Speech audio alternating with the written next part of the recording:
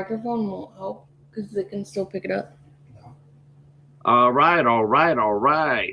Welcome to the Midnight Society. I would normally play our theme song right here, but it doesn't really feel like a theme song without the bat hanging around. Um, I'm Patrick from the Midnight Society, along with special guest Katie from House of Midnight. That's right, the new thing started out right here. Uh, uh, Glad you're here. We are Yeah, doing Action April this month. So, are you a big action movie fan, Katie? yeah, I love action and thriller movies. Um, it's funny because I was thinking about this, and I did I was thinking about doing this for I did a review for it. I probably should have did it for the Midnight Society, but I didn't. But I would love to have gotten into the Sorcerer's Apprentice. That was a lot of fun. We can come back and revisit that. Oh yeah, I Um, like the Sorcerer's Apprentice too. yeah, the Sorcerer's Apprentice is badass. Yeah. Uh, and Jaden's here for us. Welcome, welcome, welcome. Hey everybody. Anthony Sabat. What is Anthony up to? He's up to 767 subs. All right. Oh So nice. yeah, we decided to do Action April. Um, Me and the professor.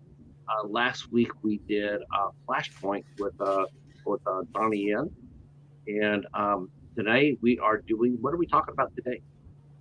We're talking about V for Vendetta tonight. Um, love this movie. Hmm. Me We too. It's both, a great movie. both as a comic book fan. Alan Moore wrote this with David Lloyd, both as a comic book fan. Um, and I, Alan Moore is a bit of a he's a weird dude, but he's got his heart in the right place. He is very much an anti-fascist, and Hmm. a lot of his comic book writings are basically warning us about that.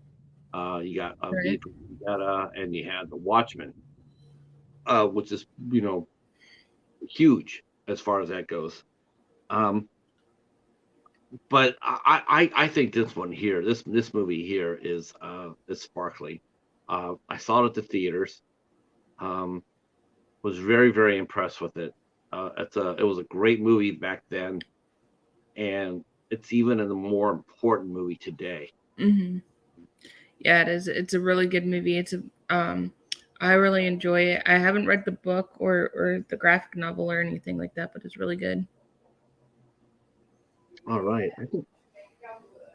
All Oh, right, by I the think. way, guys, we have the thing on both channels. So if you want to be on my channel, that's fine too. Or if you want to be on Patrick's channel, that's fine too. That's right. Yeah, we're dual streaming tonight. This is a first for us. I don't think I've ever been asked to dual stream. I wonder if that will happen. I wonder if that'll happen with Dory later on. Hopefully I can do the same thing for her as you're doing for us. Um, okay. Thank you, Anthony. Yeah, it's this movie is more relevant. It seems like it got more relevant now. In our Hmm. society, the last 5 or 6 years, and even today, it's pretty relevant. It's it talks about a lot of issues that we're experiencing today. I think a movie like V for Vendetta, I think it could do both things. It could entertain, and it can get you thinking. When you come out of a Yes. movie, I think one of the things a good movie will have you come out of the theater and talking about it. Like, instead of just getting back in your car driving home, you go get yourself a meal or a cup of coffee, and then you want to sit and talk about the movie, what you saw. Right. And I think this is a movie that very much falls into that realm. When you watch it afterwards, you just want to talk to somebody about it. Yeah, You I know, agree with you. it's not one of those movies where it's like, okay, that was great, mark it down on Letterbox and keep going. This is a movie that you want to sit there and talk about it because it's like, wow, there's so much of what they're saying back then that holds true today. Um, Yeah. and there, and there are a few movies like that. Besides V for Vendetta, The Watchmen. You have Equilibrium is very much like this. Uh, you know, you know, 1984. You know, Animal Farm. I mean, you got a lot of movies out there that are raising the flag, and Hmm. are we actually listening to it? Are we listening to what the are we listening to what the movie's trying to tell us? Um, Hi V. Hey V, hey Josh. Um, oh, Josh must be on your side. Yeah, he's on my side. Oh, okay. He's one of my Um, friends. He's one of my good friends. oh, okay, sweet. So I can see him commenting on off your channel. Oh, Yeah, that's cool. and you know what's interesting is like they can I can on this side. You know how normally the host can do it, but I Mhm. can block and time people out that are on my side as well. Oh, that's cool. Yep. Hey, Yeah. Melissa. I think you have more friends than I do. I only have Uh, 3 people watching, so you probably have more people watching than no, me. no, I only have one person. It's probably me. Um, Oh. but Josh is sitting there saying it's almost chillingly accurate. It is. Today, I mean, Mhm. we're watching this movie and listening to some of the dialogue that was given to it, some of the you know, the news clippings overhead. I'm seeing how the news was manipulated by the government into reporting falsely. Um, you know, Mhm. controlling what we say, controlling what we think. Um, it's you know, it was made for a great movie, but it's also today. It's us. It's here in the United Mhm. States.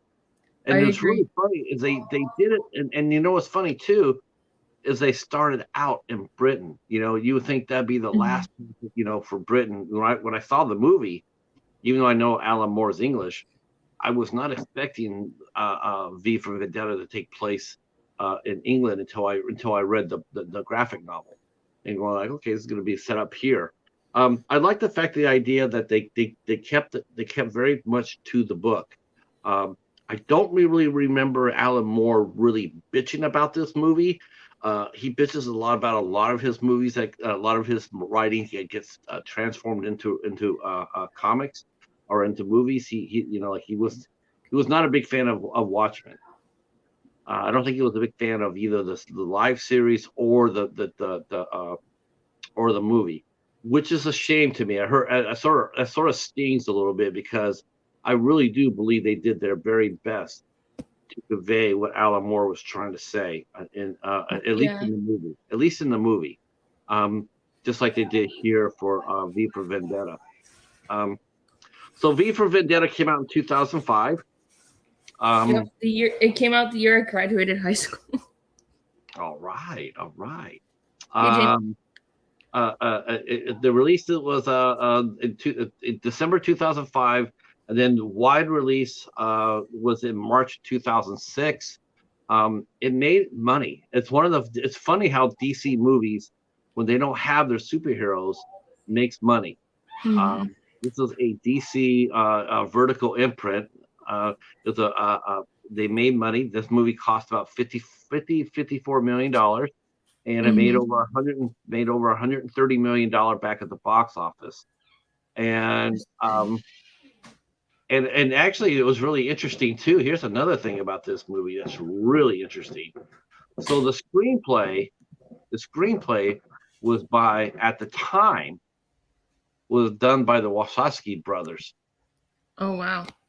So they were the two that were responsible for The Matrix, which is another political thriller type. And Hmm. um, and I say that because they wrote the screenplay for it, and it's an anti-fascist movie, and here it is today, 2023. They transgendered. They're transgendered now. They went from male to female, and it's funny because here we are talking about this movie, and their rights as transgender people are under assault by Hmm. the government. Yep. I also did my research as well, and I got some fun facts on this movie as well, so we can do that later too. Definitely, definitely. You Um, guys know how much I love those. Fun facts: the cast of this movie is outstanding. Right? Yeah, I it mean, is. seriously. Tell us about some of the people in the cast. So it has what's her name? I always it has for Vendetta. Um, it has what's her name? The girl that played Padme. I can't think of her name right now. Okay, Natalie Portman. Yes, Um, and it also has Weaving in it too. mhm. Now, do you remember Hugo Weaving? Do you remember what other movie he did that was Lord of the pretty well Rings, known? Huh? and he also played Agent Smith in The Matrix. That's right. And this is I think around the same time that The Matrix came out. Around this time, Hugo Weaving played Agent Smith for the Wachowskis. I do believe he got cast out because of that relationship, and he played V. Just a terrific performance, by the way. Yeah, Um, and Natalie Portman did a really good job as well. I thought so too, considering that she's not English. You that is surprised me a little bit that they did not cast an English actress into that role. I mean, it, Mhm. it's sort of okay. I'm sort of okay with it though because I don't know how many times where there's an American like a Batman. It seems like every Batman we have lately has been played by someone other than an American. Right. I Um, agree with you. But there's also Stephen Fry in there, John mhm. Hurt's in there, um, Stephen Ray, or however you say his name. uh, John Hurt. What's really interesting about John Hurt is that John Hurt he plays the High Chancellor in V for Vendetta. He is the authority figure. He's Hmm. the leader of Great Britain, and this is not his first rodeo either, as far as political thrillers go, because he also starred in 1984. Yes, exactly. I also do like the music in this movie. The music score is by somebody I don't really know, but his name is Don. I can't even pronounce it, but Danro Matelli, and he also did he's an Italian composer. That's why I can't say his name. Yeah, not only did this have a great score to it, and it did. Let's see. Josh is sitting here. Hey, Blanca, how are you? Hey Blanca. Um, let's see. Josh is sitting there saying, "I already like Josh a lot." He's saying V is very much a hero that needs to come back. Yep. And he also says Bob Hoskins had to hold on. Had a let's see. Bob Hoskins had to hold on an American accent throughout his movies, like Roger Rabbit. Yes. Yes. Um, yes. I mean, this is a really interesting movie too. To talk about because we're we're walking into some. A lot of people say, "Well, it's a political movie." Yeah, it is. It's It is. important. Um, I really hmm, I oh Hey Carol, how are you? Hey Carol. Let's see. I was gonna mention the cast too, because John Hurt also did 1984, which is an important film as well. Yeah, you did. And Stephen Mm-hmm. Ray, he did another movie too, an interesting movie, a very powerful political movie, and one of the strangest romance movies ever made in The Crying Game. Yes. He played a IRA freedom fighter, and his group kidnapped a British soldier, and lo and behold, that after they the soldier dies, and before the soldier dies, he says, "Promise to take care of my girl."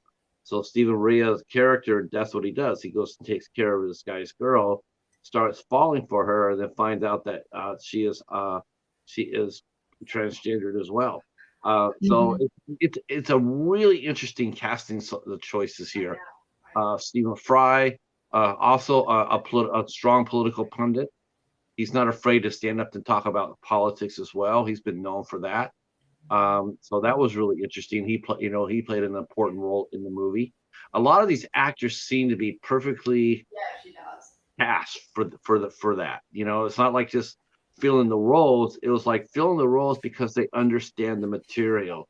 They Mhm. feel that material, and it adds a lot of punch. It adds a lot of punch to this film. A lot of punch. It's not Yeah, it just, does. not just we're gonna cast just to cast. They casted very carefully about this movie. They wanted to make sure they got the right people for the right part. Um, I agree I with wish you. I wish more casting directors and directors would do that instead of just casting for the sake of, like, okay, well, we know we get Leonardo in here, it's going to help our movie open Mhm. up to $50 million. Right. Maybe, but why not put somebody in there that has more passion or more awareness of an important issue, like Blood Diamonds. Blood Diamonds is a good movie. Yeah, it Uh, was. and there's a lot to be said about the about what happens down in South Africa. The mining of the diamonds down there, and Mhm. men die every year. They die in the mine, Yep. in the mines, and they're trying to raise awareness with that. Um, I all think right, they so should come out with more political movies like Blood Diamond and V for Vendetta and stuff like that. yeah, I mean, if you have that much, I don't want to say clout or anything else like that. I guess if you do, I guess if you have enough pull, to make a movie Mhm. like that, of course you always run the risk of I'm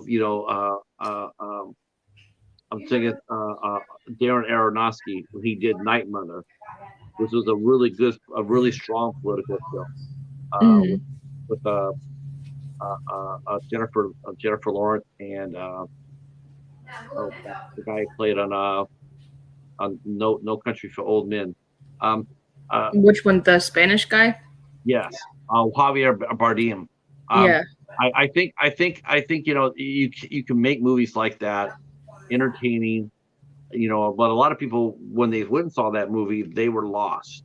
They Mhm. were watching that movie and they didn't understand what they were watching. Um, Right. I don't necessarily think it's because Aronofsky was ahead of the game, ahead of the curve. Like, I'm going to make this movie so hard to understand. I think the movie was easy to understand, but I don't think they Mhm. did a really good job in marketing in the movie to to Right. make, to make the audience aware of what they were watching. Whereas Venus for Vendetta, yeah, we knew that going Mhm. in. Guy Fawkes mask Right. and the the remember the 5th of November. Uh, we remember that going into the movie. That historical the historical component into V for Vendetta. Um, Mhm. all right. I thought they did, to get into the movie itself, for the plot. It's saying here too. I'm reading here. Some political groups. Before we dive into it, so some Mhm. political groups see V for Vendetta as an allegory. Of course, it's an allegory. It's an allegory of oppression for Mhm. a government in like V says. He says, people shouldn't be afraid of their government. The government Exactly. should be afraid of their people. Mhm. And yes, within reason and for just cause. You know, as long as they have a right, as long as they're standing on something for that's going to benefit everybody and not just the few, then yes, Mhm. I agree with that. I also don't. I'm not saying that you should run around and invade the Capitol building and be a Right. bunch of anarchists or a bunch of terrorists. I mean, it is a thin line, between terrorism and patriotism. It all Yeah, depends. It all there depends how you. is there is a very thin line between those two. I mean, it all depends what side of the fence you see it. You know. Right. Um, let's see. Uh, Hi, Jamie. How are you? Hey, Crady. How are you? Let's see. Josh. The political relics that Stephen Fry kept in a study that were banned by the High Counselor were a plethora of valuable information. Shame they were banned uh, as a for control. Yeah, and you know what? We're seeing that now. I'm so glad you brought that up, Josh. That's really Hmm. important too, because we were talking about this earlier. You know what? And it's really, we should we'll get into the movie here, and I'm not so sure we're going to be able to do this movie, like linear. I think this is the Right. type of movie you just have to just go by chunk with. We'll go Yeah, over it. We'll go over the. it We'll deep is. dive. We'll We deep might dive. have to do two parts. Yeah. I definitely want to comment about that too. About the part where Stephen Fry was in his basement. He had all his treasures. He couldn't come out as a gay man because that was outlawed. Now that seems familiar today, doesn't it? Yeah. I mean, it really does. Well, Right? You if know, you think about it, look at all the books they're burning now in the schools all and stuff, yep. You got or all the they books can't that are have burning. those books. Um, I was sitting there watching some Republican saying how some board member was sitting there saying how she didn't think that second grade kids could understand the Rosa Parks story. About being asked to move her seat if a white person came and asked for it. They said, "Well, I don't know if they could understand that." Let me tell you, I can tell you right now. I was second grade. I could read that book and understand it exactly.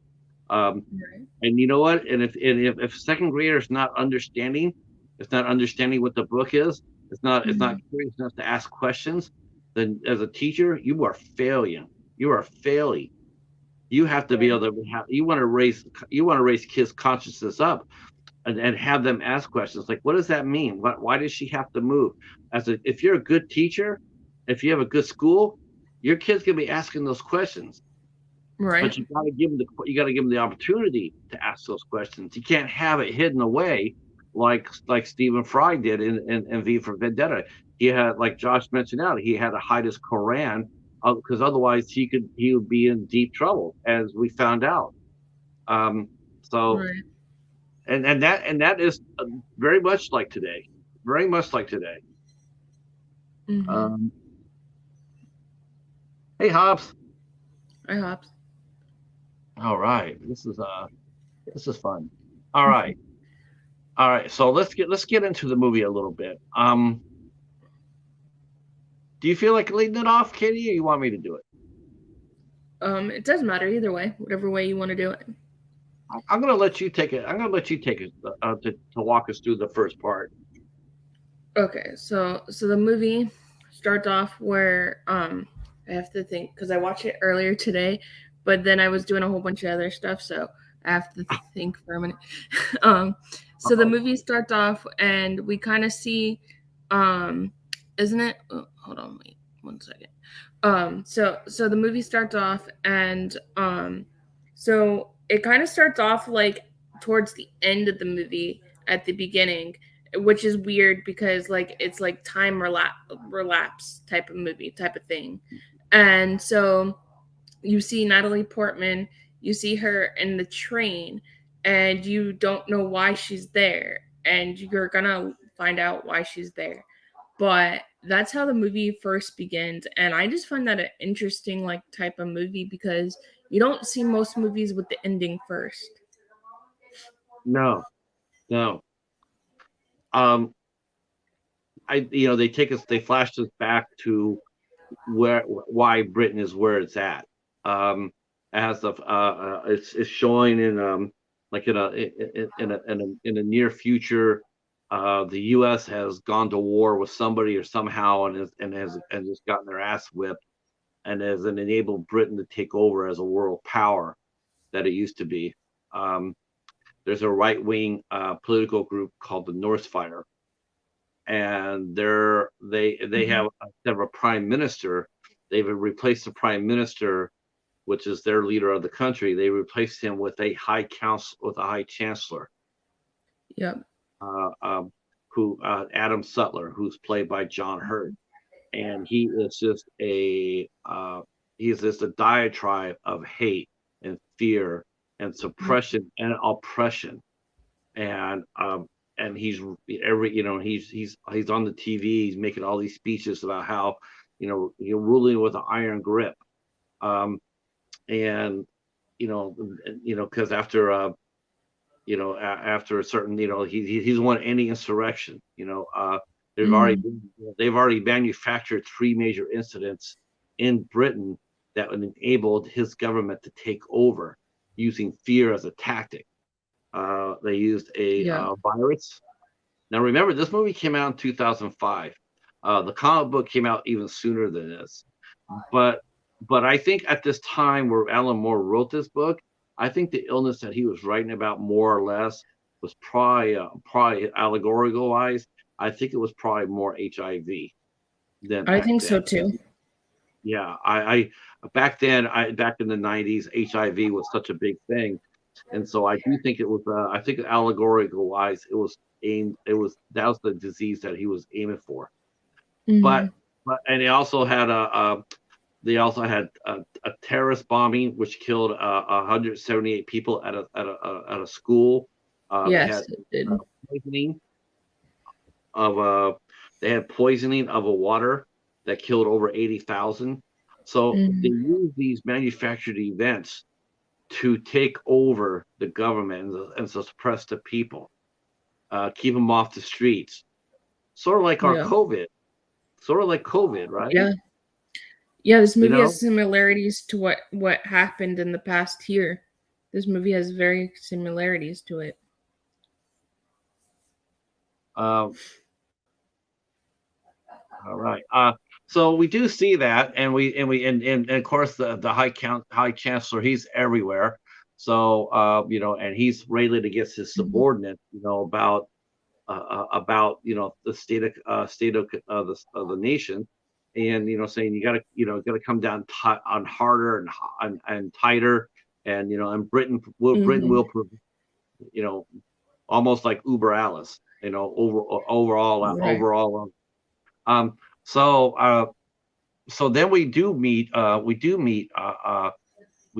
Evie Hammond, and that's who's played by Natalie Portman, and she's a young daughter. She's Mhm. a young girl. She's working for the government, basically the government run TV, the Yeah. BTN. Um, what was your first impression of her when we first meet her? What did you think? What did you think about her character? So I thought her character, I wasn't like sure how she was going to be. But yeah, I thought she was just gonna be like one of those girls in like damsels in distress or something, because she's like a reporter type of person and stuff like that. So I was thinking she might die at the end.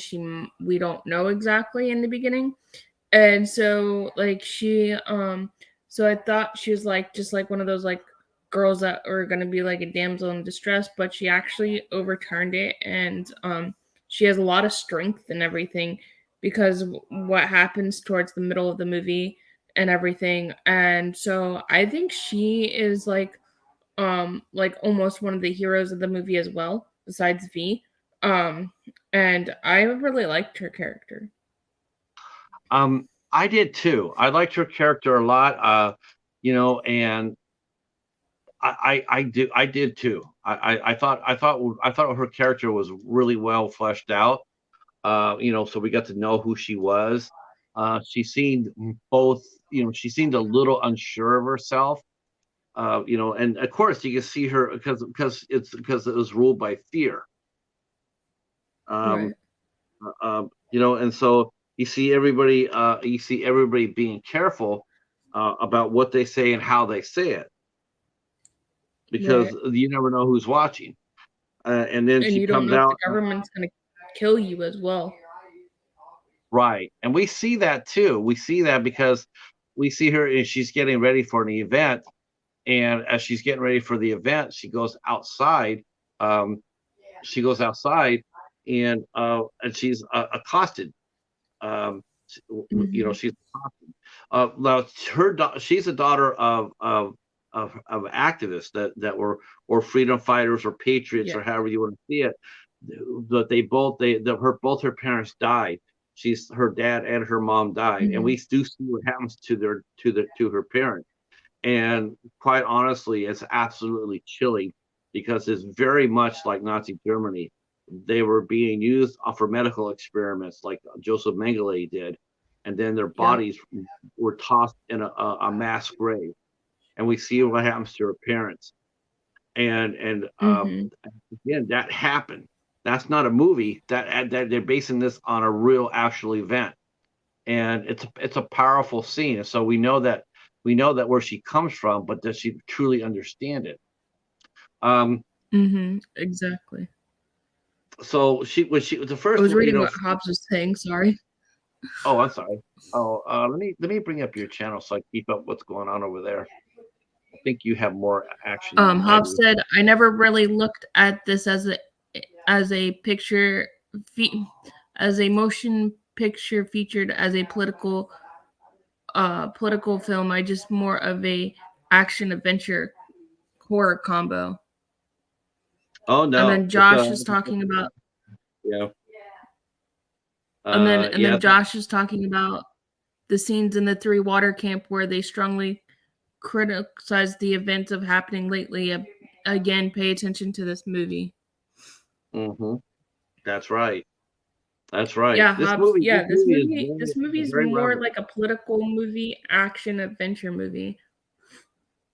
I wouldn't say Yeah, it's really horror though. It's kind of like no, I was gonna say it's kind of like in that genre with like The Crow. It's not really horror, but there's horror elements to it. yeah. I mean, I guess That's if you ask most people, I mean, this is a allegorical political slash superhero movie because he is, he's, I guess he would be a superhero of renown. Um, hmm but we see that Evie's on the street and she is accosted by two men. And at first we think that they're muggers and they're harassing her and whatnot. And she's like, because there's supposed to be curfew. And then they start telling her like, you're breaking curfew, and she's saying, okay, I'm going to go hmm home.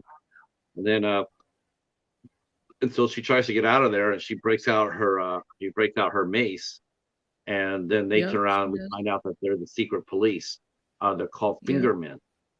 And uh, they're not unlike Gestapo agents. You can stop anybody on the street and ask for papers and question you without due process. Um, uh, Sort of like what happened in Portland a few years ago, where they were protesting, and all of a sudden we saw American citizens being pulled off the street without due process, without Yeah, I being remember pulled. that. Yeah, same sort of thing here. They were going to go ahead. They were going to grab her and arrest her, and after they were going to sexually assault her. Um, so that's when we first time we see V come in and to rescue her, and he dispatches the two fingermen, um, rather nicely at that too. Definitely took care of business, and V is wearing a Guy Fawkes mask. It's a hard mask, and he's dressed all in black. He's got all these cool. hmm He's loaded. Like he has knives that he knows how to use expertly, uh, and Yeah. he doesn't put him, but he definitely gives him a headache. So he rescues Evie, hmm and then he takes her. He says, "Would you like to come with me? Do you like music?" And she does. So she takes V. V takes her up there to a concert. Yeah. Um, and so he goes up there and he destroys the Old Bailey. He's like a maestro, and he's playing music. And then right when the crescendo, he pushes the button, or timer hmm goes off, destroys the Old Bailey. Um, and of course, and then he Yes. also at the same time he makes he takes over the state-run TV, and he basically says, Yeah. "In 1 year's time, meet me here, meet me here again at the House of Parliament, and we will be changing the world. We'll take back our country Yeah. in 1 calendar year. Meet me here." So Yeah. that basically, sets the table for what's going to happen. Yeah, it Um, does. And I thought the uh, scene was really cool. Him blowing up the stuff yeah. when he goes into the concert and stuff. He starts blowing it up and stuff, and I was like, "Oh, that's interesting." Um, I like that scene. I thought it was a good table setter. And I also like the scene where, like she's gonna, now they know who she is. They Mhm. find out after the attack, and they find out that they see him, but they see her. She's on Yeah. TV, and it wasn't his attempt for that to happen, but while he could get away with it, her face is everywhere, and so they start tracking her down. Mhm. And now we meet the police inspector on here, and Yep. we have to talk about him too. It's really Mhm. interesting because half the movie is him. Uh, it's Stephen Riaz, Chief Inspector Finch. Half the story is it's really interesting. Is that you would think that like some men, like the Finger Men, they were all puppets for Right. for for, but Finch and his partner, played by Tim Pigott Smith, um, oh, I'm sorry, not as a Rupert Graves, as a Yeah, I was gonna say Rupert Rupert Grace. Graves as Detective Stone. They are conducting a normal investigation. They're, Yes. they're they're cops. They're cops first, even though they're Mhm. part of the North Fire Party, but they're also police officers. And so Yes. they are investigating the crime as if they didn't have any political aspects to it at all, like they didn't have any ties to it. So they run their own investigation and they run it straight. There's no slacking off. They're asking hard questions of a lot of people. And of course, Yes. that makes the uppers ups, a little bit nervous. All right, let me go over here and see if anyway. Okay, Yes, it does. okay, okay. Sorry, we're streaming on both channels. If we're trying this out, we're streaming on both channels. Yes, we're doing this on both channels. So that It's means some new. Apparently, it's some new option on StreamYard. You can stream on both channels. so this is good. This is going to be a lot of fun. Hopefully it means I can do this for you. If you do a show, I can do this for you. Mm-hmm. Um, let's see. Let's see. Hi, Upside Dan, how are you? Let's see. If politics were that important to you in a movie, maybe, but in the end, it's a movie. Honestly, Josh, honestly, yeah, yeah, okay, it's a movie, but unfortunately, for some movies, I mean, there are some movies that carry a lot more punch. Yes. Like Schindler's List. Would you call Schindler's List just a movie? No. I couldn't call Schindler's List just a movie. The Battle of Britain, no, couldn't do that. Movies that are, all the President's Men. I can't call Mm-hmm. that just a movie. Some movies are I think they rise above. Yes. That's what makes them so important. Is that their message is universal and it's timeless. Mm-hmm. And of course, there's Strange Monkey saying, "Remember the 5th of November." That's right. Yes. Hi, Uh, Strange Monkey. yes, yeah, I agree. There's some movies that are, like fantastic wise. Yeah, they're movies. They're of Right. course. But I think in watching this, especially rewatching this movie as it is, especially considering especially when you think about the Wachowskis that made this movie, and Yep. they're transgendered, and they're now there we find them underneath attack. They're under attack by a Mm-hmm. government. I mean, it's just it hits a little too much close to home. I agree with you. You got the viruses, you got the suppression of the press, the attack Mm-hmm. on the press. I dare say I bet it's gonna be if we check out and see how many American reporters, journalists were actually assaulted by cops and what have you. I think we all would be surprised how high that number would be that has happened in the last two. Mm-hmm.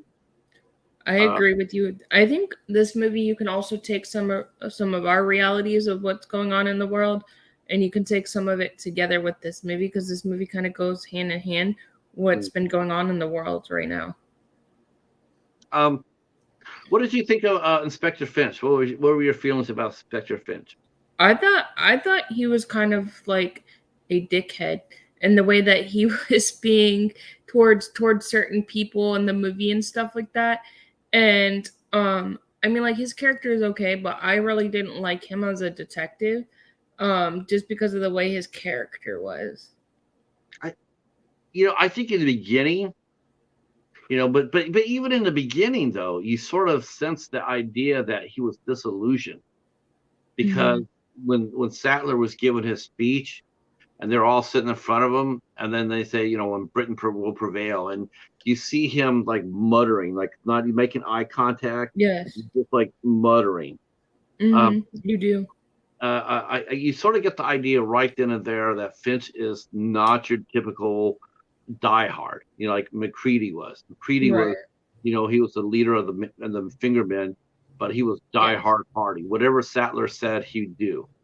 Um, but Right. Finch is just sitting there going like, yeah, whatever. Even though he's been a Right. party member for 27 years, but I think he was starting to become disillusioned. He has been. Hmm. I think so too, but I just didn't like his character as much because he was kind of like a corrupt cop, if you want to say, or will say, kind of. So that's why I didn't like him as much. Yeah, he definitely. I think what really changed me for his character. Like seeing him go. You're watching him. He's investigating. You're wondering, okay, which side of the fence is he going to fall on? Is he going to, if he gets a chance to take out Evie or V, will he do it? But when he gets confronted by Creedy, and Creedy basically threatens him, saying, Yeah.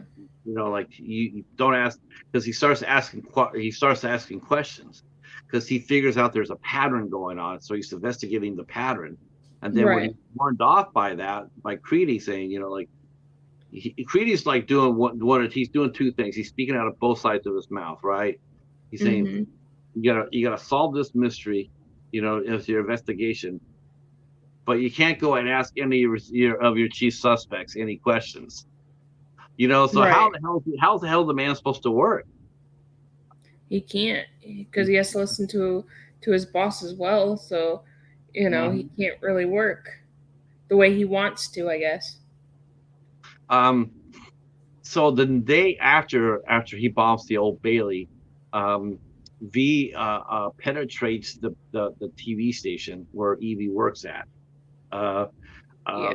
they figured out who Evie is, and now they're starting to look for her, and they figure out that she works at the TV station. So they hit the TV station at the same time that V does. I don't think Yes, that they was an did. accident. I think V attacked it. I think V attacked it to protect her. Mhm. Um, he comes inside and he goes ahead and he leaves a bomb behind. He does something very clever. He takes everybody hostage and forces them to wear a mask. Yeah, he does, which So is now interesting. I thought that was interesting. mhm. Sorry, I I didn't thought mean to cut you off. no, I think that was very clever. I really like that idea. It's been done before, but it was just a little bit more. It was like a little bit more impactful, um, Yes. and it showed how much fear that the police still had, because as soon as they saw the mask, of course they shoot the guy who's wearing it, and not before they ask, like, I'm not him, don't shoot me, I'm just a messenger, and they still shoot him. Right. Yeah.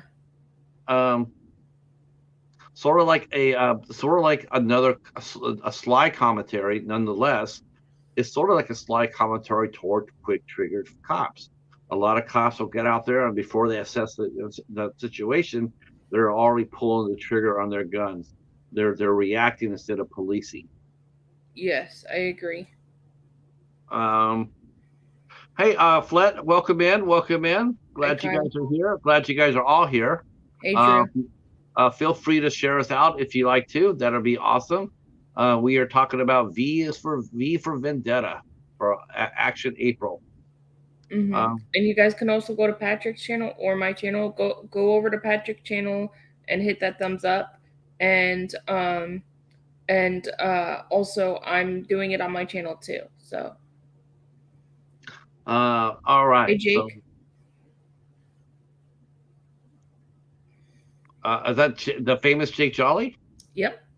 Holy Guys, cow! go watch Play Zombie. It's on That's Tubi. Go right. watch That's it and right. support our I good love friend Jake. It's always cool. It's always cool to get famous people to come inside of the stream, isn't it? It's so much fun. Hmm. That's He's awesome. Hey saying we're the Jake, how are you? dynamic duo. Jake's saying that. Oh, oh, you're much too kind, sir. Much too kind. Yes, you Uh, are. yeah, that's been Jake, do you cool. That's like been this movie? uh And then uh and then Hobbs is saying, Patrick, that's not always the case with guns and the cops, and he's laughing. well, sometimes it is. I mean, sometimes it is. I mean, how would you like to be inside your house or sleeping, and you're a paramedic and you're sleeping in your bed, and the cops hit your house by mistake and shoot you dead? Or you're standing inside your own house and the cop walks inside your apartment and shoots you dead. I mean, Right. there's been incidences of quick triggered policemen. Hmm. Whether but are they underneath pressure to perform? Right. Are they not trained well? I mean, that's the question you ask when you see the clip in V for Vendetta. They act before they react, before they know what the facts are. Right. They're shooting before they're like instead of sitting there going like everybody with a mask, put your hands up, or hit the ground. Hmm. The cops, as soon as they see the mask, they instantly react to it, and that's I not agree necessarily with you. it's not necessarily a good thing. Um, But so, you can't take a claim that's all the time, Pat. That's what he's saying. Hobbs is well, saying. oh, sure. Well, it happens enough, though. What is enough? I mean, if it happened to us, would it would how would we react to that? Uh, uh, no, I didn't say it happens every time. I said it happens a lot of times. It happens a lot.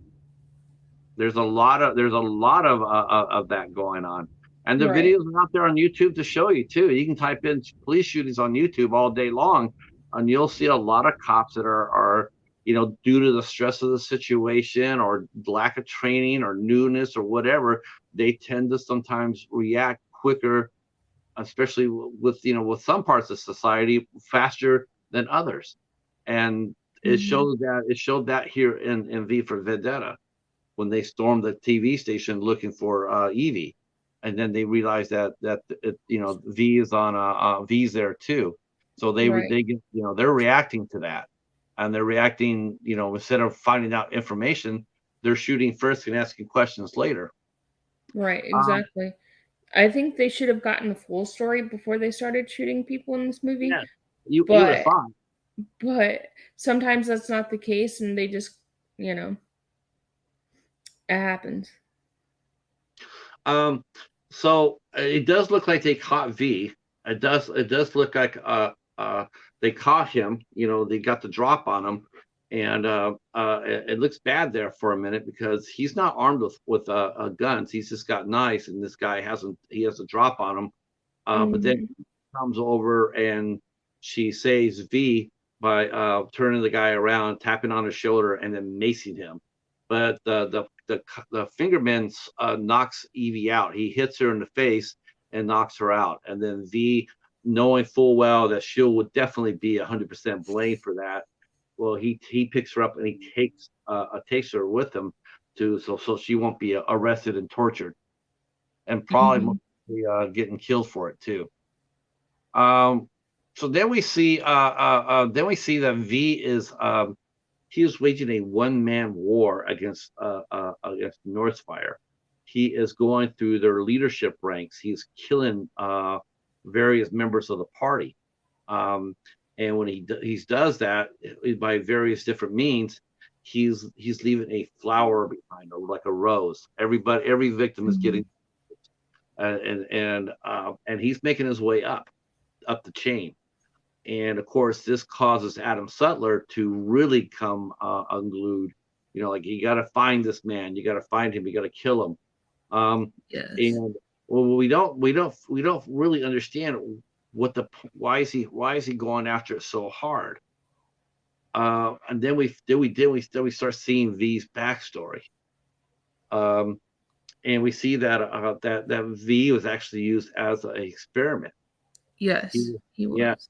um, and he was used as the same. He was at the same camp Evie's parents were at, whereas they were killed through the medical experiments. V was not. His body reacted differently, and we find out that V is actually uh, for the Roman numeral 5 because he was a room number 5, which is the Hmm. Roman numeral V. So we find his backstory about why he's going after it, why he's going after the government, and of course now Chief Inspector, Finch, now he's been assigned to capture V, and he starts investigating too, and he's going to a lot of different places to look for those answers. Yeah, he Um, is. uh, did you think that like V, first V's there, she gets or Evie, I'm sorry, Evie, she's there, she's captured, and do you feel like she was being truthful? Did she tend to be truthful with him by saying that she was going to help him, or do you think that she was always looking for a way out? Way I out. think I think she was trying to look for a way out after being captured by V and everything, because he's basically holding her captive just because she's seen too much, or she knows too much as well. And I think he was looking for someone to kidnap.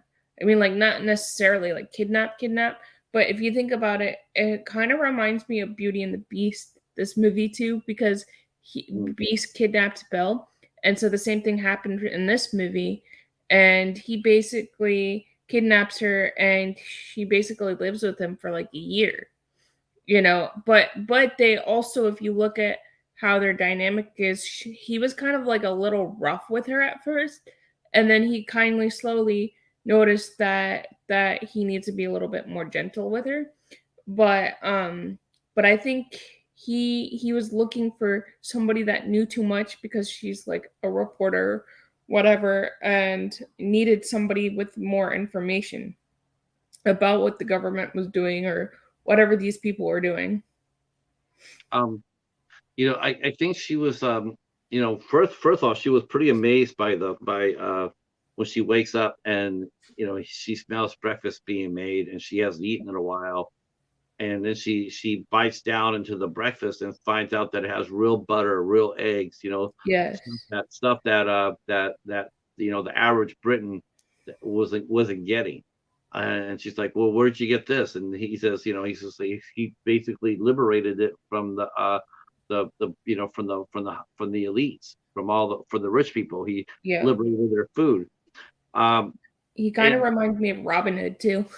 a little bit, yes, very much so, very much so.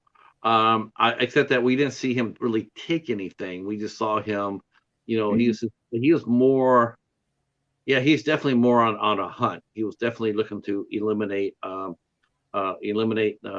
Northfire regime, the hierarchy. Um, Yes. and then Evie's like, she's, I think she was confused.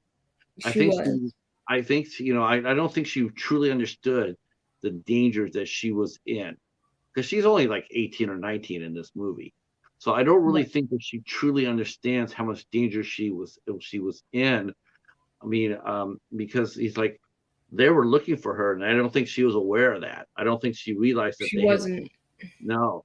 So, it looks like that, and of course, when V uses her to break into the church to get the bishop, she turns around and she tries to bargain with the bishop.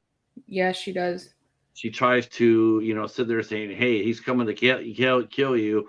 I just, I had no play into it. I wanted to, I'm just letting you know what's going on." And of course, the bishop is thinking it's a role play game, and he attempts to Hmm. sexually assault her, Yeah. and that didn't work out. Cal saying, "I always expected more from Natalie Portman's character." I think we did get her at the end. Yeah. I do think that we do get them. I do think we get that at the end. I mean, she did come back, and she did fulfill this mission. Hmm. Um, and I think she learned, and just like Finch did at the end. I think that they figured out that they have an opportunity here. At the end, Mm-hmm. But before that, she doesn't understand that, so she's thinking to herself, if I could get out of here, you know, maybe that's what I can, maybe I can, I don't know, because we never really know because she doesn't do it. She doesn't, she sees the bishop get killed, Right. and then she again, it's like, she finds out that V has killed them, and is going Mm-hmm. to kill again, and I think that really shocked her. It did. I think a lot of stuff that V did really shocked her, and then towards the end, in the middle of the movie, she comes to realize what's really happening in the world. Uh, well, one of the things about Bishop, you know, one Hey, of the people, Waffles. hey Waffle. Well, one of the things that happens is, like, we're finding out that the people that these killed, which was a propagandist, Prothero, who turned out to be a soldier. He was a soldier Mhm. at one of the camps where experiments were being conducted. Then there's Dr. Delia Surridge, who's, like the Mengele character, and then Lilliman was the Bishop of London, but Mhm. he has his own, he was a predator on young kids. So, but Finch, he finds out after from Surridge. He's reading Surridge's journal, Yes, and he is. I remember that part. he finds out about really what they were doing at these places, and Mhm. he's sitting there going, like, this is appalling. And he's investigating it. Um, Yes. And so he goes ahead and he says, "Well, we need more information." So he goes ahead and he makes a rendezvous with an informant, Rockwood. Mhm. Did you know that was him right away? No, I didn't know that that was him right away. I didn't either. I thought it was smart that they disguised Hugo Weaving's voice. I was wondering because you get the feeling like this is like a more than a one man operation. Yes. Uh, I was surprised when I actually heard his voice. I was like, "Wait, it's Vigo Weaving." thank you, Night Fright Talk Show. I appreciate that. I have Fright Night Talk Show. Yeah, guys, if you're on my channel, go over to Patrick's channel and hit that thumbs up, please. I'd Yes, greatly appreciate it. hit the thumbs up on both our channels. We both will benefit from it. Uh, Hmm. so, and they will go ahead and they investigate. They talk to Rockwood, and he wants, they want information. Like, how can you help us? Well, here's what I can do to help you. So, Hmm. Norwood gives Finch a Dr. Surridge's binder. Like, you want to know what's going on, read this. And so that's what happens. He starts reading this, and it's Yes. about the detention center, and they created what they call the St. Mary's virus. So that's where he finds out that all the political prisoners, including Evie's parents, Hmm. and were killed at. Um, and so, he's appalled by that, and he's being denied. And he's as he is investigating, he's being stonewalled at the same time. Like, you're asking the wrong questions to the wrong people. You're not. Yes. So that's not good. So we see Finch is like getting Finch and Stone are, and you notice too that whenever they talked, they put out a, like, I don't know if it would be a Faraday device, or what it was, but they Right. they put like a blocker to block the sound in the room, so they could talk in private, because they knew that they were being listened to. So they put this little device on the table, and then they turn it on, and it's supposed to mask, it's supposed to give them privacy, and they talk about the case. And Hmm. that was interesting too, because then we find out that we from Finch and Stone that they're more than just party members. They really are trying to investigate a crime. They Right. really are trying to be policemen. they're not railing against anybody. They're not like, let's get this son of a bitch, or let's, I'm gonna nail him, or let's find this girl, or it's not any of that tough talk. It's just like two cops, tired but dogged and determined, and they're gonna Yes, follow. I They have a agree. job to do, and they're gonna follow it through. Um, of course, that's where uh, uh, uh, of course that's where we find out that Creedy is involved in this more than he should be. Yes. And yes. Uh, all right. Uh, so Rockwood gets away. He gets away, and Edie, she also gets out too. She's allowed to, V doesn't go after her. She gets out. He's not going to stop her. And you got to be careful, whatnot. And so she goes to her boss. I thought it was an uncle at first. I thought it It was was her the uncle. uncle. It was an uncle. And then I she goes to her boss. Right, and then she goes to her boss, and that's played by Stephen Fry, Gordon Dietrich. And Mhm. uh, so she goes over there to over there, and she tells him what's been going on. And then we find out that Gordon has is a man with his own dark secrets, deep Right. secrets, to say. Um, he comes. He's a talk show host on a most popular show on the in the country, and that really sort of he's. I think he sort of thought he had a more. He thought he was more untouchable than he really was. Yes. He thought that, I'm the star of the show. They can't dispense without me. Mhm. Everybody likes to we're the number one ranked show. But we see even then that doesn't necessarily protect you. Right. Uh, Especially when he puts out as this story is moving along, it's also happening during the year. Yes. So because we're all working toward that one calendar year. So, like, 6 months from now, here we are. Yep. And so the time's constantly moving, and the pressure is being ratcheted up on the fingerman and the police to find V. And people are starting to, well, they're starting to react to V. We see people spray Yeah. painting the V for, the symbol V. They're running around. We start seeing masks being delivered to people. uh, you know, uh, Guy Fawkes masks are now Mhm. being sold um, to the general public. So things are starting to crack a little bit. Things are Yes. starting to, and so the hierarchy is a little concerned with that. Um, what did you sense what did you sense with that, Katie? Do you think they played that part a little too quick? Should have Yeah, been clear. I Should have. think so. I think so. I think that they could have I think they should have done more with that part just because it's like the middle of the movie at this point, and I think they should have done it like I think they should have done it like maybe 10 more seconds, maybe 20 more seconds to that part because I Well, wanted to know what exactly happened.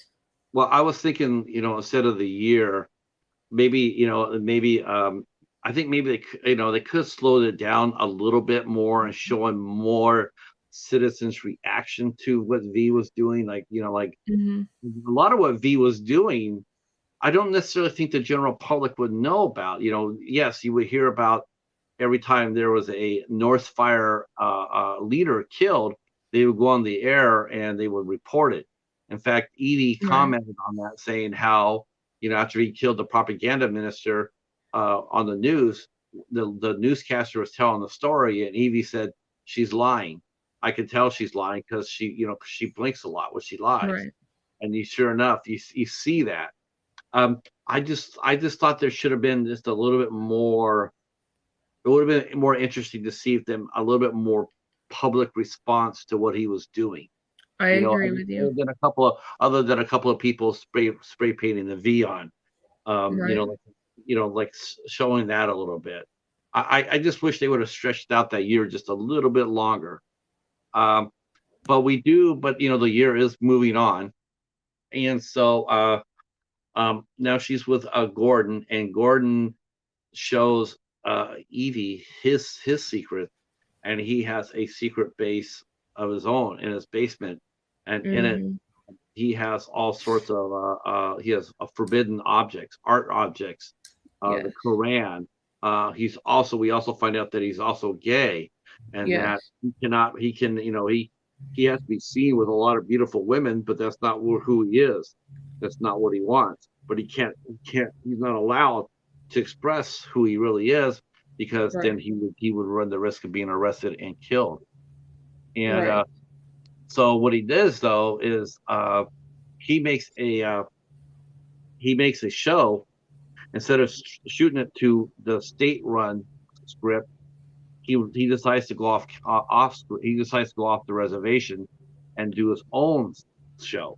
And Mm-hmm. in it, he makes fun of the high counselor, and he has two actors as the high chancellor squaring off against each other, and then Yes. yes, and saying I'm the high counselor. No, I am, and everybody's laughing at it. Everybody's laughing at it. They're playing the Benny Hill music, and then Mm-hmm. at the very end of the skit, both of them get shot dead. Yes. And so that was their that was the joke. And so Gordon feels like, okay, because he's aren't you, was that actually smart?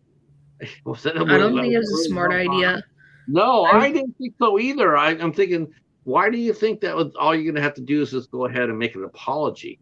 I mean, you didn't read the room very well. I mean, if you would have saw how much pressure that the government has been putting on people to find V, and mm-hmm. they weren't playing around. They Right. they weren't just like, okay, you got to go out there and make it. You got to go out there and say, I'm sorry, I shouldn't have did that. I'll take a suspension of a couple of days, or slap my wrist, or because I'm the number one rated show. They weren't. The chancellor was feeling the pressure on his leadership, and of course he was going to come back hard. And Right. um, and this, of course, unfortunately leads to his execution. He is beaten and taken away Yes. from there, and Evie is now trying to get out of the apartment. Yeah, she is. Oh my And god! I thought that scene was like the most like one of the most brutal scenes in the movie.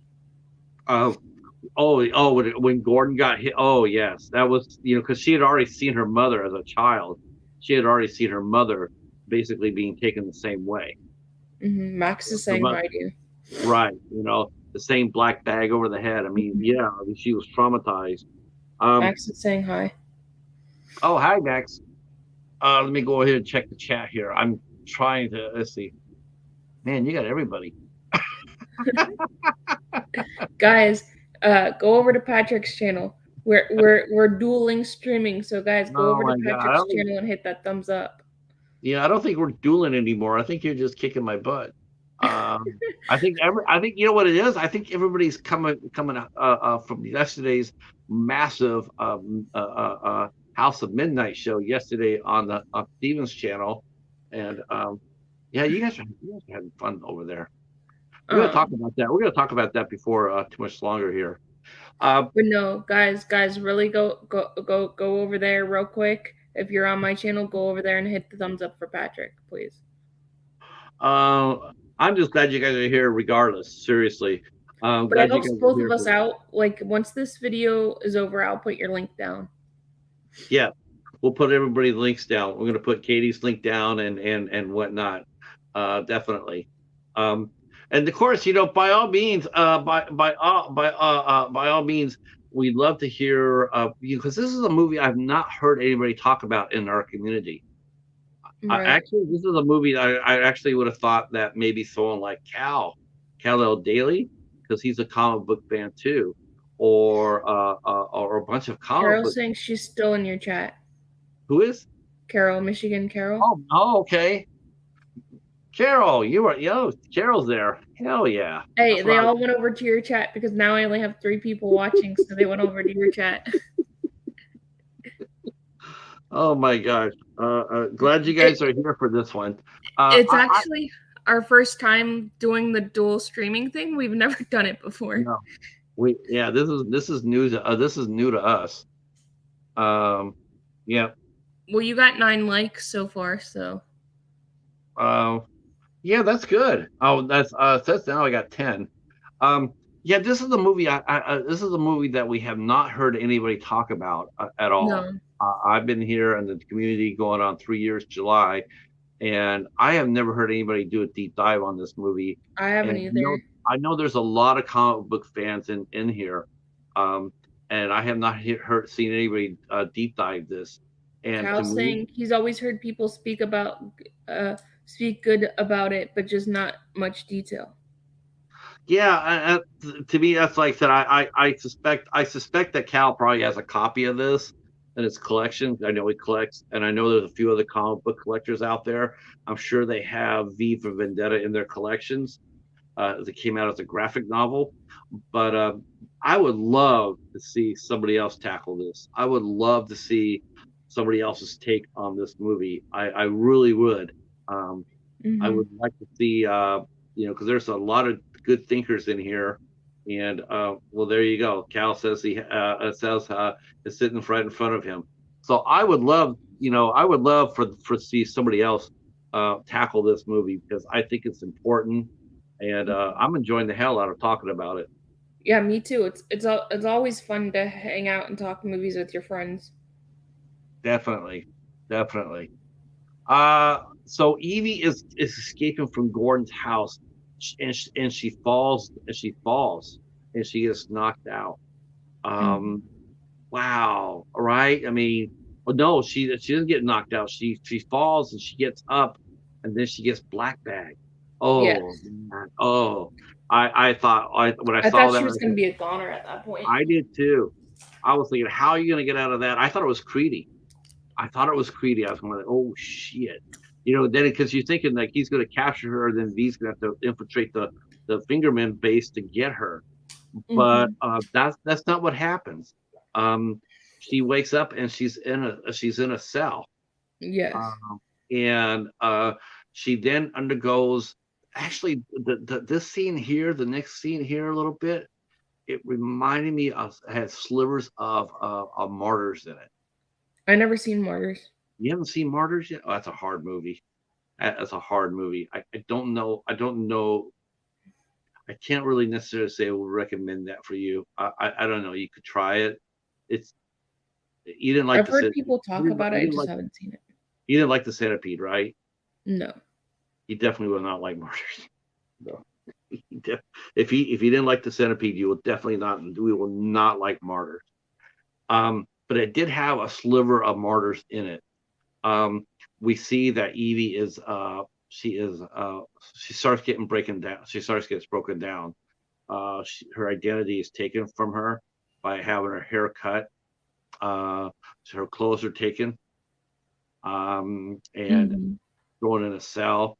And then she proceeds to be fed, not very good food. Um, and so and they what they want is they want her to tell them where V's at. Right, because she's the only person that knows where he's at. And she goes through torture. She undergoes through deprivation, sleep deprivation. She undergoes water torture. She's hands over her head, and she's hit with a fire hose. Um, but you sort of noticed right away. You sort of had a feeling about that.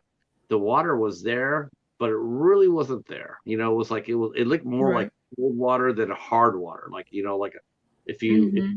a water hose like a fire hose, if it feels like you're being hit with a ton of bricks. It feels like, Right. Exactly. but they really didn't do that. It seemed to be more like cold water, you know.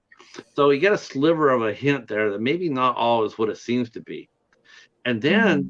then we find out that there's little someone from a cell next door to her is sharing a story.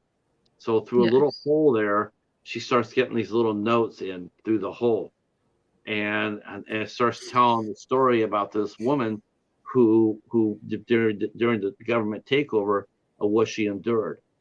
and her rights were taken away. Yep. She saw the falling of the country, people being, she couldn't live her life the way she was, wanted it to be. She Right. was she was arrested. They took her friends away.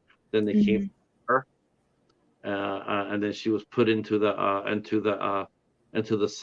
prison, and then she was Yep. beaten and tortured, and eventually she was killed. But that letter that she wrote, that letter that she was writing about her experience, and the very last part of the letter was that I don't know you. I'll probably never, I know I will never meet you. I don't know you. I'll never meet you. Right. I don't know if you're a good person or a bad person. I don't know anything, but I just know one thing, and that is I love you. I love you. I gotta admit, I lost it. I had to pause it because that was really emotional. Yeah, it was. Um, that was heartbreaking. Yeah, it was. This movie, like this whole movie is like heartbreaking because the country's falling apart. There's this like mask like hero type of thing running around, and only one person knows where he is. And the thing about it is, like you're right. It's like just the one person, but at the same time, it's sitting there saying that one person may be enough. It has to Mhm. be one person. You know, it has to be one person to stand up to take action. You Right. know? And that's all it takes. Sometimes that's also all it takes. Instead of you don't necessarily need a 10,000 people in a mob. Right. You might just need the one person to get up there and start a revolution. That is true. Uh, so so so it looks to be like the Evie's going to be executed. They come to her and they say, "Listen, um, you have one last chance to save your life. If you don't, we're going to just take you out and shoot you." And they Hmm. tell us where V's at, and she says, "I'd rather die. I'm to that point now where I don't care. I'm not giving him up. I believe in what he's doing. I'm not doing it. You can kill me if you want to. I'm ready. I'm ready. I'm ready. If you want to take my Hmm. life, I'm ready. I'm not scared." And so and so the guard leaves, and then the doors open, and then she finds herself back in V's compound, and we find out it's been V that's been holding her captive all these weeks and torturing her, and you know Yep. and basically what he's doing, he was basically making her fearless. Yes. So but you do question the methods. You're like, Hmm.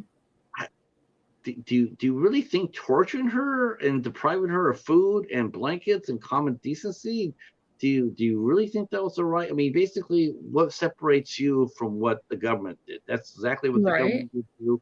So what separates you from them? I mean, what and his motives, of course, are not to deprive her, but to instill her a sense of, this is what people will face if we don't Right. do it.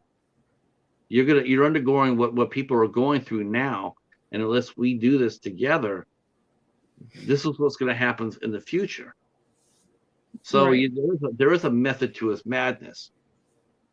Um, so so basically, then then V makes it. He meets with Creedy, and they make a deal. Creedy's going to try to make a deal to save the Parliament, just to try to end this. Hmm. And he says, "Well, what's the deal?" And the deal is, V says, I want Sutler dead. I want him. And if you do that, I'll give you me. I'll trade you my life for his." Yes. Creedy, he sees what's in the future. He sees there's going to be a revolution.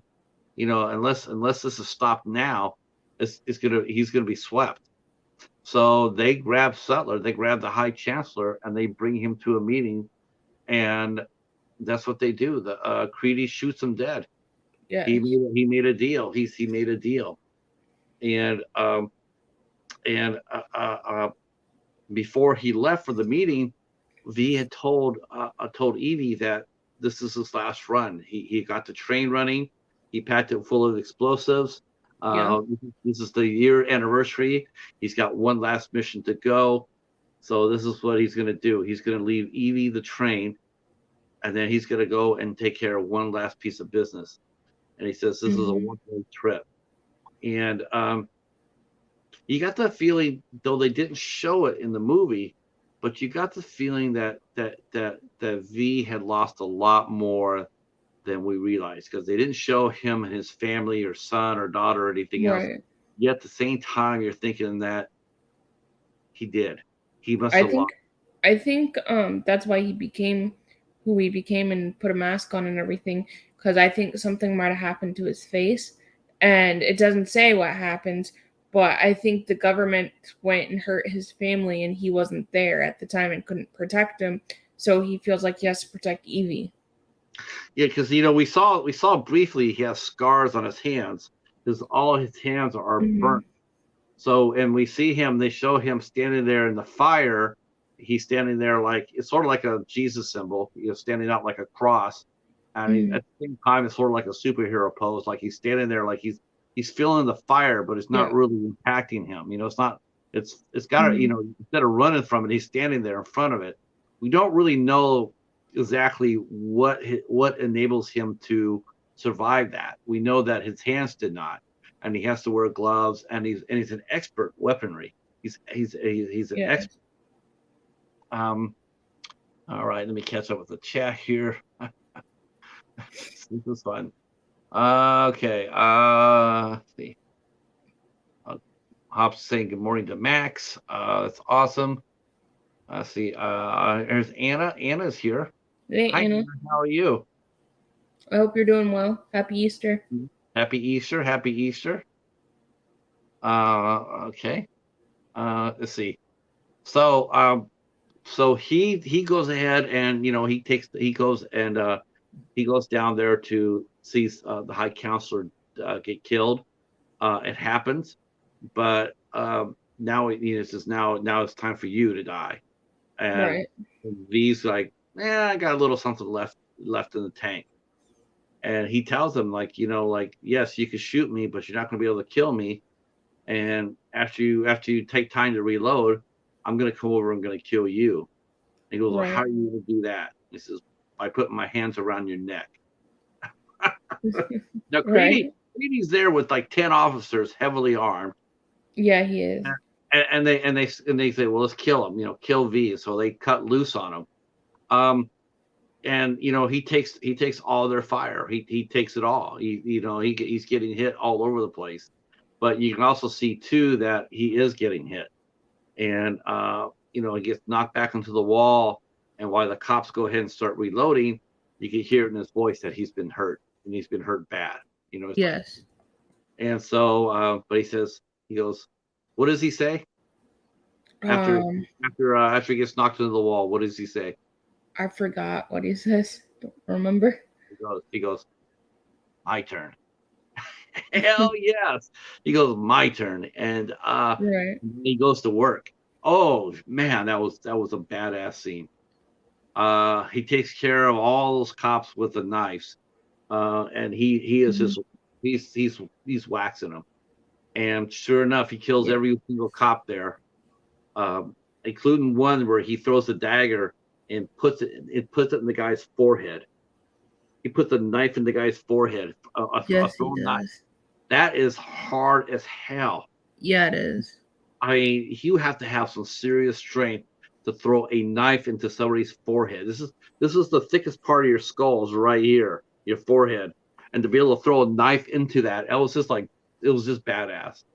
And he does walk over to Creedy, and he kills him. He lifts him up Yes, and he he lifts does. him up, and he snaps his neck. Yep. So and then Evie's back at the train station, and she's waiting for 12 o'clock. And then we see that the crowd of London, all the people in London, they're Mhm. coming out, and they're all wearing Guy Fawkes masks. Yes, they They're are. all coming toward the Parliament building. They're all coming over there, Hmm. and the soldiers sitting there like, what do we do? Well, they had no direction because all their leaders have been killed, so they don't know what to do. And the people are just like, it's just it was, it's like there's maybe like 10,000 soldiers, and there are a million citizens, Yes, and you there is. like, yes, you could fire on that, but then you're gonna be like Custer at the Little Bighorn. You could open Hmm. fire, but you're gonna die to the last man if you do. If you do. Um, Right. they smartly don't fire against the crowd. Um, and then V comes out and he's dying, and Evie holds him and talks to him, and we never see his face. Nope. Not once. Not once. I thought for sure we might see his face, like a Star Wars moment, like I thought so too. let me see with my own eyes. I thought for sure we see that, and then we see what kind of damage that he happened. But he doesn't. He dies, and Evie does not take the mask off. She she pulls him inside the train, and she puts roses around him, and then Hmm. she's gonna go ahead and flip the switch, and then Yep. you see Finch catch her. He says, "Oh, step away from there," and Yep. she turns around and she says, "No, I'm not." Yep. And then he stands there, and then they look at each other, and then she's, this is needed. We got to take back our country. This is our chance. Right. And Finch lowers the gun, and Evie hits the button, and the train goes down there, and it blows up the Parliament building. Very spectacular. Yeah, it Very is. That was a very cool scene, and It it was an symbolizes the. interesting ending. Yeah, yeah. Here's what we're doing. We're gonna go ahead, and we're gonna take over. We're gonna take back our country. It been underneath a tyranny for at least 27 years, if not more. We don't Right. we don't really know, but we know by when Finch said that he'd been a party member for 27 years. So we knew that Great Britain had been underneath a tyrant for 27 years, but no more. Hmm. And so that was a really cool ending. I thought it was pretty badass. It was, yeah, because you don't see that in most endings the way that it ended. Finch wants to know who he was, and so he asks Evie, says, well, who was he? And then Evie says, he looks at she looks at him and says, he was all of us, Yep. and I we thought need. that was good. That was a I good would line. too. We need that here now. You know, not just a Mhm. movie, not just a movie, but we need that here in this country. We do. Um,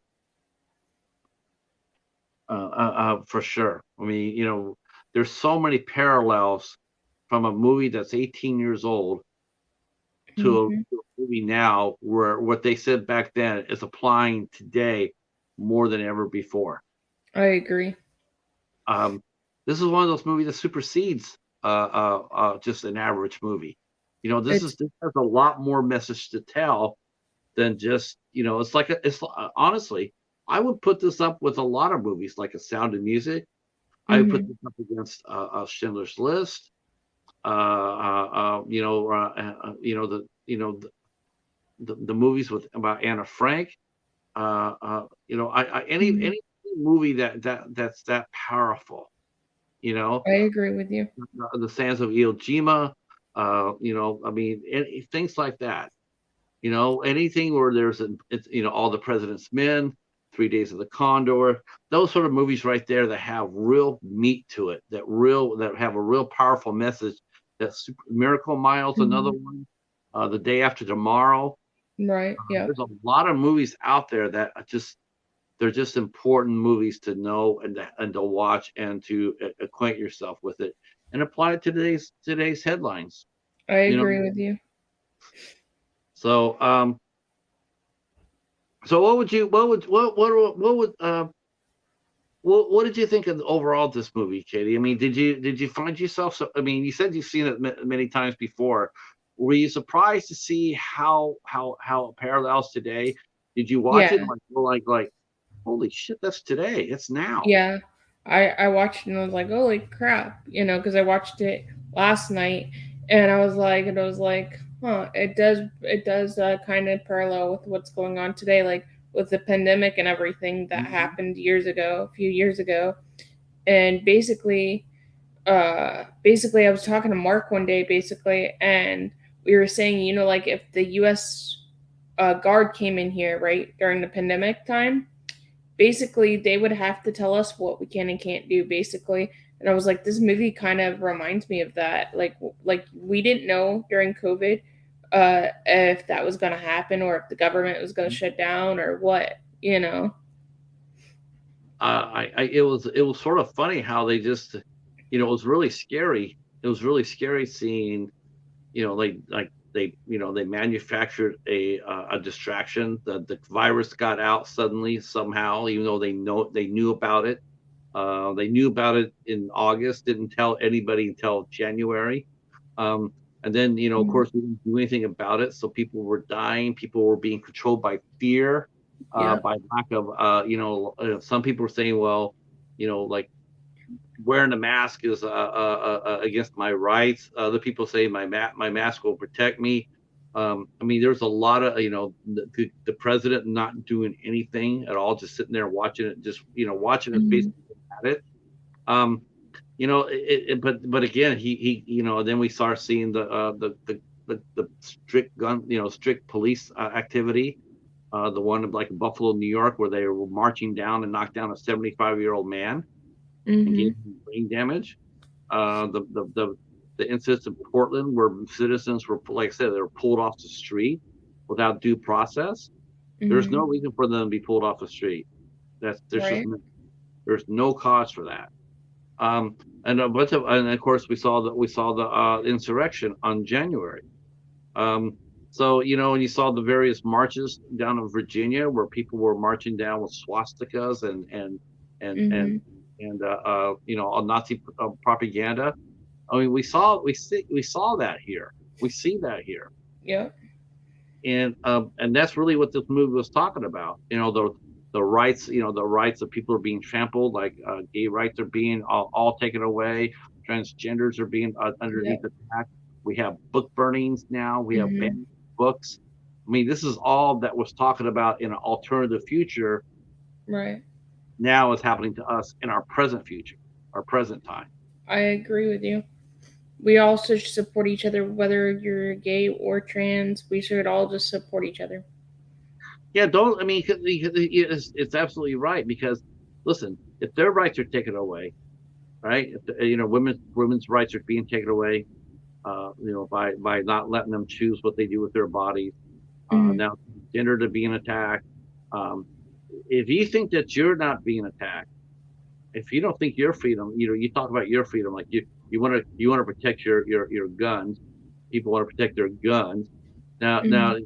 or whatever else they want to protect. Oh, did you hear about this law in the state of Florida? What they're doing now? No. They're in the state of Florida.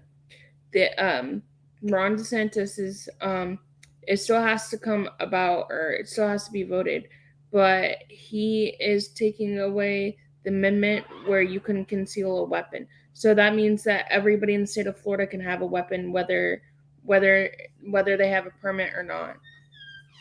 Yeah. So basically, it's going to be just a wild, wild west show. It's going to be Yep. a wild west show. And guess what? Guess what? Here's the kicker. That's going to make violence a lot more. You and I will be paying for that. We will be Mhm. paying for that because Some the more people Cal's get saying wounded. some say they drink bleach. Do not drink bleach, you will die. Do not drink it. Yeah, they took horse medicine. I mean, some people drank bleach because Trump said so. Some people were Trump taking is the horse medicine. that That that was dumb on Trump's part for saying drink bleach. Yeah, and people actually did. I mean, you would think, well, common sense said well not to do that, but you know what? You see the fanaticism with among his followers for him. If they Mhm. told them that, he's telling them to insurrect, like I'm going to be arrested. Don't let it happen. Rally. Protest. Go out there and disrupt things. Mhm. It's like, why don't you just let the process go through? If you're innocent, all those things that he said, all those things, Hmm. like when he said, like, told the police officers when they busted somebody, he says, "Hey, if you bump their head, putting them inside the car, oh well, really? Right. Oh well, you got arrested. I would have loved to have done that to him. Mhm. I would have bumped his head. Hell yeah, Cal I would saying have. don't do it. Yeah, don't drink bleach, guys. Yeah, Don't do no, it. no bleach. Um, So yeah, so that's our deep dive into V for Vendetta. Um, but we're not done. We're not done. We are going to be back next week. I do believe the professor will be back next week. He is on vacation this week. We will be back on next week with uh I can tell you, I know what it is. We're going to be back with Wolf Warrior. So we're gonna get back to action and adventure next week. That will be fun. That's a great movie. It's got all sorts of box office records in China. It's like China's most popular movie ever. Right. So I've never seen that movie. I'll have to oh, watch it so I could be prepared for next week. it is. Yeah, if you want to come out, hang out with us next Sunday, with Wolf Warrior, you're more than welcome to come out and hang out with me and the professor. Um, we're going to talk about Wolf Warrior next Tuesday or next Sunday, and then on the 23rd, we're going to be talking about Fahrenheit 451, and then on the 30th, we are going to talk about Killzone 2. Uh, Never seen that one either. oh man, Killzone 2 is the bomb. Yeah, it's we're gonna do some we're having fun and adventure here.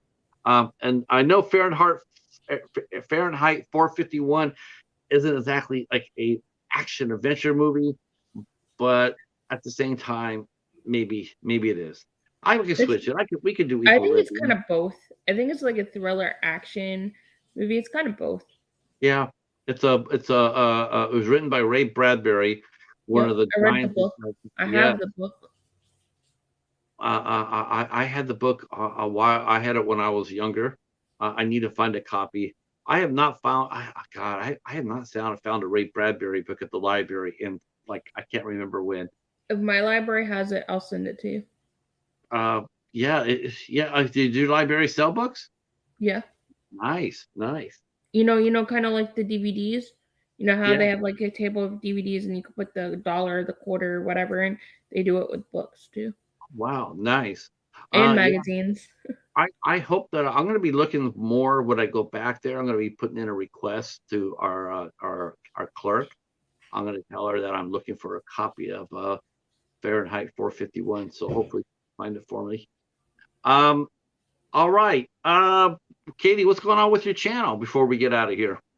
I'm just because my schedule is really hectic right now because I only have Sundays and Fridays off. I'm gonna try to do some movie reviews and stuff like that on those days. If they don't come out, then they don't come out, but I'm gonna try to. I have a couple of videos coming out here soon. I think after I get off here, I think I'm gonna record all the movies that I watched this week. I think that would be fun. And then that's pretty much it. And double features, everybody loves double features, so that will be coming back soon. Um, I put out a new Bayview review today. I I saw it. wouldn't. It was good. Yeah, I wish the movie had been good. I'm sorry. It wasn't their fault though. It was that's a movie that they got from Passion River. But I was looking at to see what my next movies were going to be. They have Skinner Morenik in there. I'm going to order that. I'm going to order Skinner Morenik. I want to see Oh, that. nice. And they also had the Red Baron, so I'm going to get that. Nice. I really nice. I was like, what? And then I'm going And to grab then these ones. I was gonna say, and then also on my channel, in the future, I might be having the director of ICU come on for an interview. Nice. That'll be a major. That'll be a big interview.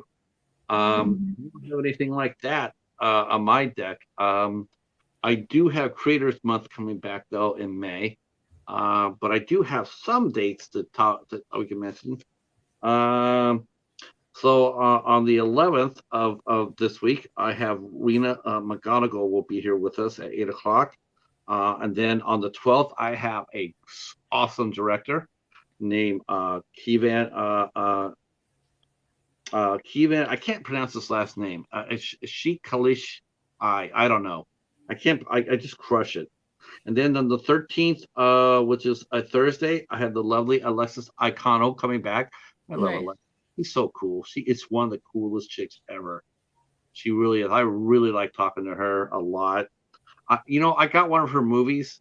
I bought it.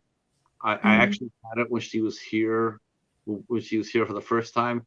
It's a movie called Blue Caprice, and I was gonna go. I was like, okay, I'm gonna watch it. I'm gonna watch it. And then she's telling me, well, I die in that movie. I can't watch that movie now. I'm like, I can't. I don't want to see her die. Right. Okay, so I mean, just to tell you, and before anybody says how stupid that sounds, I got validation for that last on Mhm. Friday. Me and Hobbs, we interviewed Marshall Teague, and and I we're talking about a scene that he did on Walker where he plays the bad guy, and he shoots Robert Fuller, and he's a great actor, Mhm. and he shoots him, you know, and so and he's like, man, I really hated to do that. I really hated to do that, and it was it was a powerful scene, and I said, well, I said, do you ever get upset after a scene like that? Do you ever just like, do you ever just like, holy shit, he says, no. Mhm. He goes, no, not that anybody sees me. So Right. he was saying that he went off camera, went to his private place, and then he had a moment. He had to kill Robert Fuller's character, and meant it affected him emotionally, and so he had to go have a private moment with himself. I have so much respect for that. That is.